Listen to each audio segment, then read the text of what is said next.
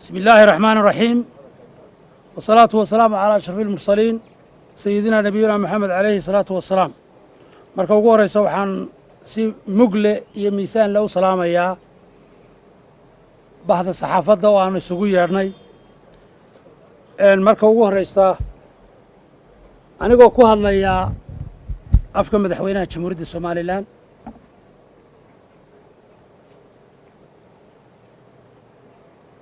waxaanu aqoonsannah dalka iyo dadku iyo ummadda reer Soomaaliland inay leeyihiin xeerar iyo sharciyo iyo dastuur lagu kala dambeeyo haddayna noqon ummad sharciga ilaalisa oo isku dhaqda oo ku dhaqanta waxaynu noqonaynaa dal aan kala dambayn iyo ixtiraam iyo nabadgelyo ka jiri sidaa daraaddeed madaxweynuhu isagoo ixtiraamaya sharciga dalka isagoo ixtiraamaya doonista dadweynaha isagoo fulinaya sharciga iyo dastuurka dalka u dhaqan waxaa uu aqoonsan yahay marka loo eego sida aynu hore u soo qaadannay xeerkii doorashooyinka dawladaha hoose iyo ururada in uu furan yahay ururada siyaasaddu ayuu aqoonsan yahay dad baa waxay odhan karaan ka jawaabi karaan Saleebaan ma odhan jirin afka madaxweynaha ayaan ku hadlaya laakiin afka madaxweynaha waxaan ugu hadlayaa mararka qaarkood madaxweynuhu wuxuu leeyahay mas'uuliyad ka duwan ta golaha wasiirada iyo ta golayaasha kale oo ah inuu markuu la macaamilayo sharciyada golaha wuxuu awoodo gaara u leeyahay inuu si toos ah isagu golayaasha kale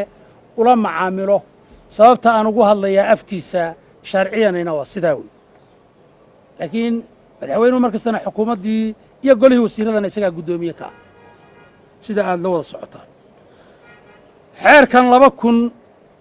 baa la sameeyey waxaana lagu sameeyey amendment 2011 xeerka markii la furayey ururada siyaasadda la kili anigoo golaha wakiilada ka tirsan waxaan ahaa guddoomiyihii dib u furista ururada siyaasadda ee Soomaaliland waa lagu tartamay dawladii hoosaa lagu tartamay waxaa soo baxay oo aan hore saaxadda ugu jirin xisbiga wadani waxaana quusay oo xaaladda ka baxay xisbigii da'da weynaa ee udub maanta haddii dawladaha hoose lagu tartami jiray maxaa maanta lagu tartamaya maanta waxaa toos loo gelayaa in ururada la doorto ee aan dawladihii hoose waa tii shalay lagu daray baarlamanka xeerka uu madaxweynuhu u gudbiyey ama qodobada uu madaxweynuhu u gudbiyey golaha wakiilada waxaa ugu muhiimsan inay iswaafajiyaan doorashooyinka soo socda ee dalka oo ay ka mid tahay dib u furista ururada siyaasadda oo ay sharciguna sheegayo 6 bilood ka hor in lagu dhawaaqo tii madaxtooyada iyo tii guurtida oo intuba looga baahan yahay in mid kasta ay hesho isbayskeeda iyo wakhtigeeda la qabanayo ummadda reer Soomaaliland meel kasta ay joogto waxaan u caddaynaynaa inaannu aqoonsannahay in furista ururada siyaasaddu ay sharci tahay aan muranno ka joogin xitaa golaha wakiilada maanta haddii ay arrintaa waxba kama qaban karaan waxay u taallaa haddii laysku qabto maxakamadda dastuuriga ayay u taallaa laakiin xeer fadhiin wuxuu jidaynayaa in 10kii sannadoodba mar la furo ururada siyaasadda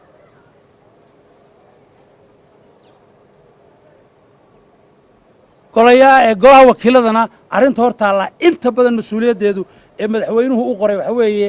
in la sameeyo qaabkii doorashooyinka loo geli lahaa oo 3daa wajin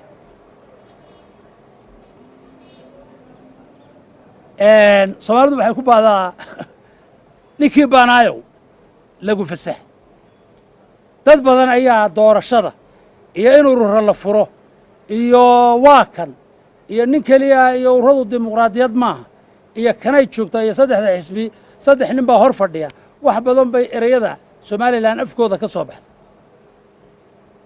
ninkii awood haya iyo ninkii tartamaya waxay la tahay doorashada waayo arag baynu una ninkii wakhtigeeda iyo waayaheeda u badrheerhaya waa u furan yahay waddadu iyadoo qof kastaa uu raacayo dastuurka dalka iyo sharciga dalka cidda keliya ee wixii awooddoodii dhulka dhigtay isagoo madaxweyneah guddoomiyennimadii xisbiga dhulka dhigtay madaxweynenimadii dhigtay ee badda dhigay ila dadka kale suuqay joogeenoo waxma hayne waa madaxweynaha jamhuuriyadda somalilan iyo xisbiga kulmiya ya annagoo golaha wasiiradana hadduu naga yeelayo madaxweyne badda hayna ka dhigin baan oon lahayn aynu maalmo iska sii joogno laakiin waa shaqayn weyd marka ummadda reer somalilan gees ilaa gees from geestiir lawyacaddo ilaa qaw inta joogta waxaan leeyahay u diyaar garooba inaad doorasho gashaan golaha wakiiladana waxaan leeyahay waxaa idiin hor yaalla waayo arag muddo soo joogayna golaha waan ahaa 15 sannadood in ka badan joogay ama 14 sannadood golaha maanta waxaa hor yaalla inaad sidii doorashooyinkaa ay dalku uga qabsoomi lahaayeen inaad awoodda saartaan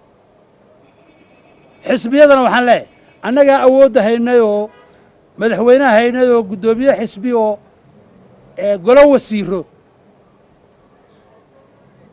waxaa la dhigay yaa aynu u wada diyaargarowna doorasho xor iyo xalaala oo ummadda reer somalilan siday ugu guulaysan jirtay kuwii hore aynu ugu guulaysanno yaan dhinacyada la eegina aan hore u soconno wasalaamu calaykum waraxmat ullaahi wabarakaatu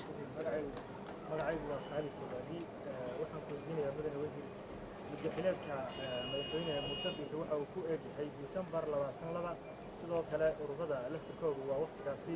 labada doorasho midkee ayaa doorbidaysaan xisbiga kulmiya si haddii uu ku hadho ama rajo intee lag ayuu ka qabaa inuu ururada kusoo furtaro marka annagu dee taasi su-aalba ma leh marka ugu horaysa waxaanba ku yidhi xisbiga kulmiye iyo madaxweynihii iyo golihii wasiirada dalkaba annaga hayn haddaannu mar annagiiba dhignay anigoo ku hadlaya afkii madaxweynaha su-aashaasi foodhaadhiyo waxaan u malaynayaa inaanay meesha ool yaa